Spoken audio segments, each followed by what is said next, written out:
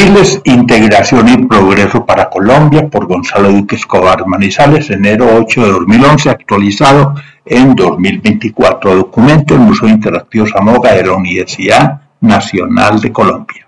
Introducción, resumen. El ferrocarril es un modo de transporte eficiente moviendo volúmenes significativos de mercancías y materias primas entre grandes centros de producción y consumo ubicados a distancia. Y frente al camión, el ferrocarril sin carga suficiente poca ventaja ofrece al ser utilizado únicamente como medio para el sistema de distribución. Además, los costos de los fletes ferroviarios que están a mitad de distancia entre los de la tractomula y los del barco por la vía fluvial, así dupliquen los de la hidrovía, son un 25% más bajos respecto al modo carretero, mientras las hidrovías podrían bajar los fletes un 50% de contar con la carga que no se ha tenido en Colombia.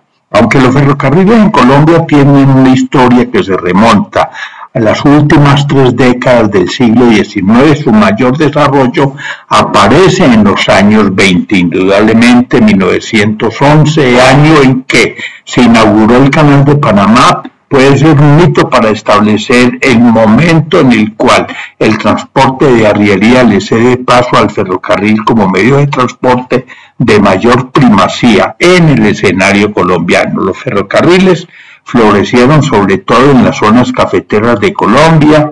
Fue el grano de oro el verdadero motor de desarrollo de la economía nacional y el único que hacía viable la construcción intensiva del sistema ferroviario a principios del siglo XX, salvo el caso de Bogotá, donde la naciente industria manufacturera y los requerimientos de importación de entonces justificaban este medio de transporte para empalmar la región andina con las dos costas colombianas, cuyos orígenes se remontan a los tiempos de González Benito y de Cisneros. Entre los ferrocarriles de finales del siglo XIX están el de Cúcuta-Puerto Villamizar, Cúcuta-Río Táchira, el de Bogotá-Facatativá-Girardot, Bogotá-San Miguel y Bogotá-Zipaquirá y Mocón-Barbosa, el de Dorada-Ambalema, el de Cali-Buenaventura y Popayán, Cali-Cartago, el de Santa Marta Fundación, el de Girardot, Espinal, Ibagué y Neiva, entre otros. Ver introducción a la economía del transporte y perspectiva para el carbón colombiano. Su impacto. A juicio de los investigadores colombianos Emilio Latorre, Jorge Orlando Melo, Jesús María Bejarano, Álvaro Tirado y otros extranjeros, Teodoro Nichols, Donald Barnhart, Fred Rippey, Robert Beyer, el impacto de los ferrocarriles cafeteros puede equipararse al de los ferrocarriles estadounidenses para Norteamérica y también al de la construcción del Canal de Panamá en 1911. Ciertamente, antes de la construcción del Canal de Panamá, gran parte de la población de mayor relevancia en Colombia se ubicaba en Cundinamarca, Boyacá y Santander, y después de este año aparecerá sobre el Viejo Caldas y el Valle del Cauca al norte de Cali. Debe añadirse que al desarrollo de los ferrocarriles cafeteros se sumó el papel del cable aéreo en el caso de Manizales en 1922 y que también hubo ferrocarriles cafeteros en el Valle de Cúcuta y en el sur occidente de Antioquia.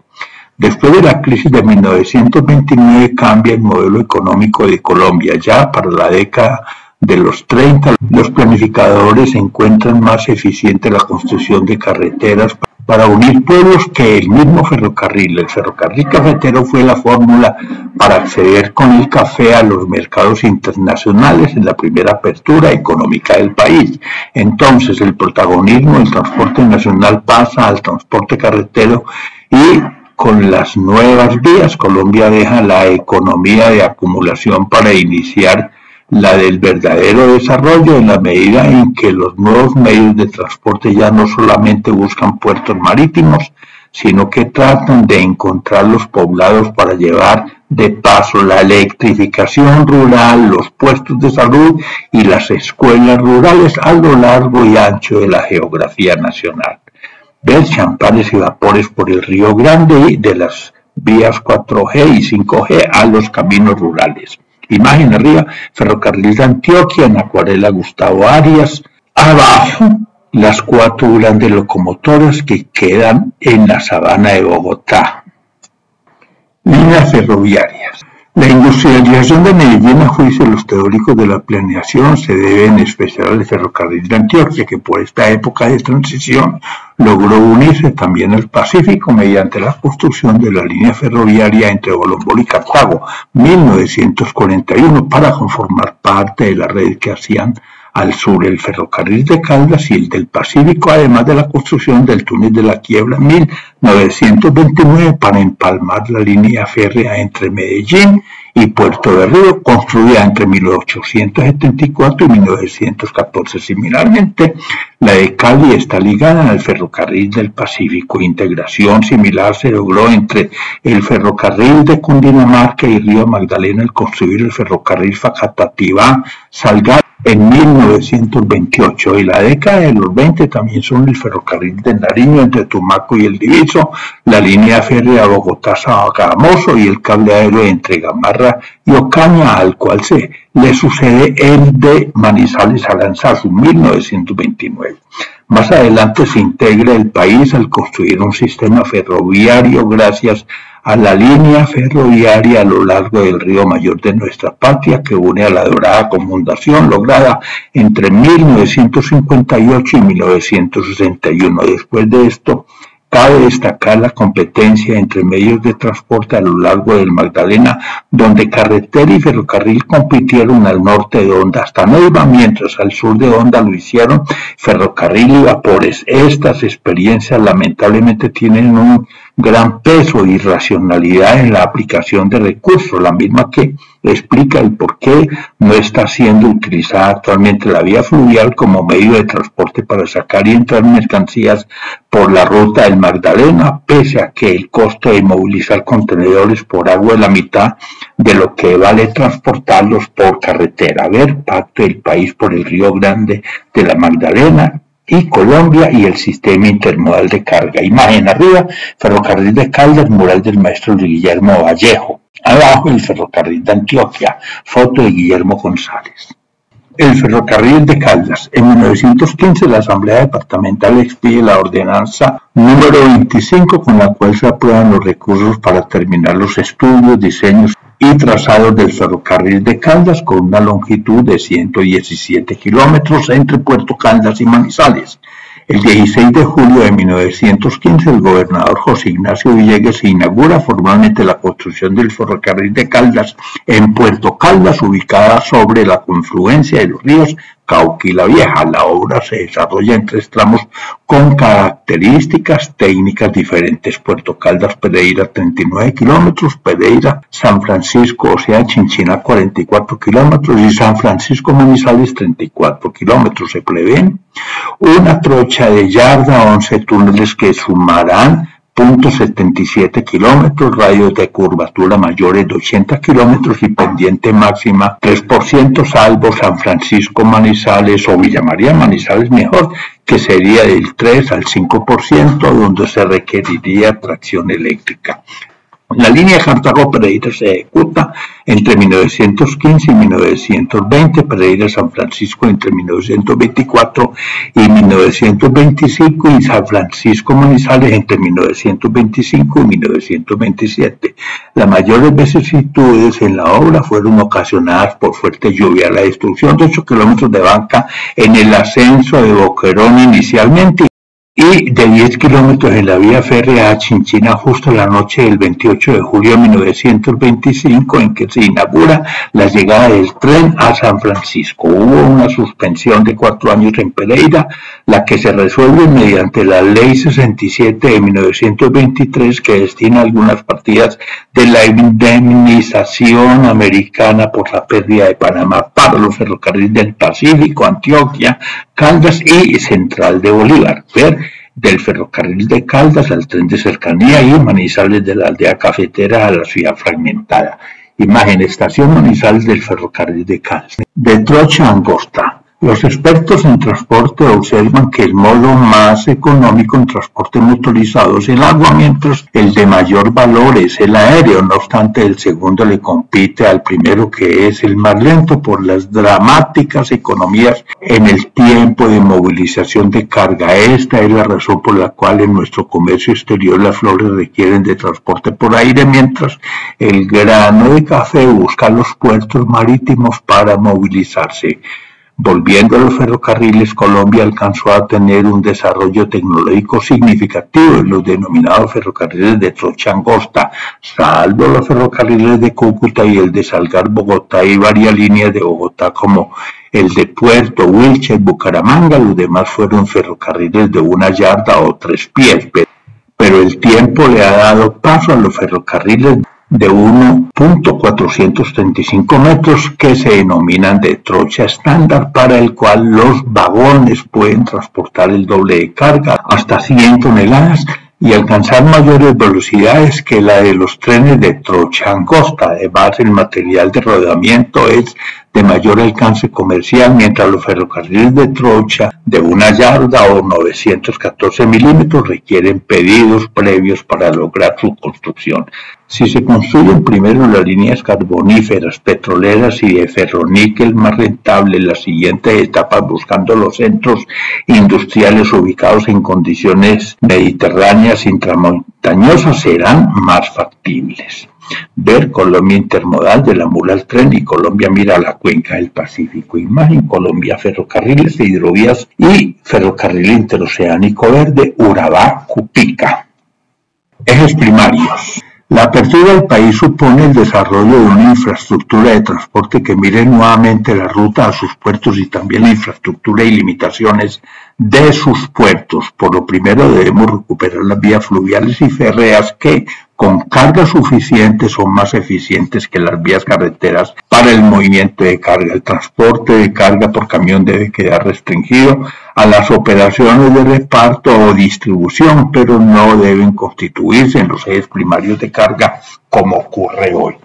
Los trenes de trocha angosta pueden quedar sobre las empinadas montañas, mientras los ferrocarriles de largo aliento para el transporte troncal de carga a lo largo de los valles interandinos y en las zonas costeras deben sostenerse en 1.435 metros, para lo que son eficientes, y no llevarlos a la montaña, a donde sí compiten los primeros. Esto para no tener que modificar túneles, pendientes, radios de curvatura y capacidad de los ponteaderos, todos calculados con base en 50 toneladas contra 100 toneladas de los vagones en trenes de trocha estándar. Hoy la red ferroviaria, que alcanzó 3.154 kilómetros en 1921 y que fue desmembrada en 1970, al interrumpirse en la Feliza cuando movía 3 millones de toneladas, equivalentes al 17% de la carga nacional, en montaña muestra rayos mínimos de hasta 70 metros y pendientes que alcanzan 5%,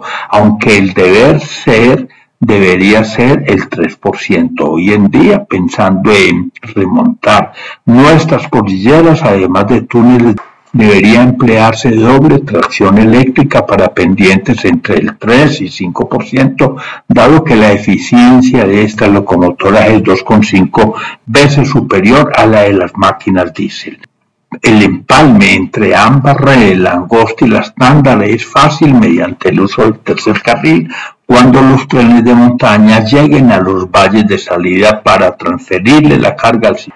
Expansión y competitividad. En materia de puertos, la cuenca del Pacífico, como mayor escenario de la economía y de la demografía mundial, con 2/3 del Producto Interno Bruto y la mitad de la población global, requiere grandes embarcaciones, dado que su expansión es varias veces superior a la del Atlántico. El Canal de Panamá, cuando estuvo limitado a embarcaciones de 75.000 toneladas hasta no ampliarse, no resultaba viable como canal interoceánico, dado que las embarcaciones que hacen posible los bajos costos de transporte en el Pacífico desde el año 2000 superan las 90.000 toneladas, alcanzando incluso las 130.000 en los mayores barcos de contenedores de tercera generación. Panamá fue, tras los barcos Suez, de 12.500 contenedores, aunque esto no le quita protagonismo a los ferrocarriles costa a costa de Estados Unidos, dada la dinámica que muestra el crecimiento del mercado por los mares. Entre tanto, Colombia continúa su expansión portuaria con puertos para barcos tipo Panamax, perdiendo la oportunidad de prepararse para integrarse a la economía del siglo XXI y limitando su radio de acción a los mares, los bordes de los océanos.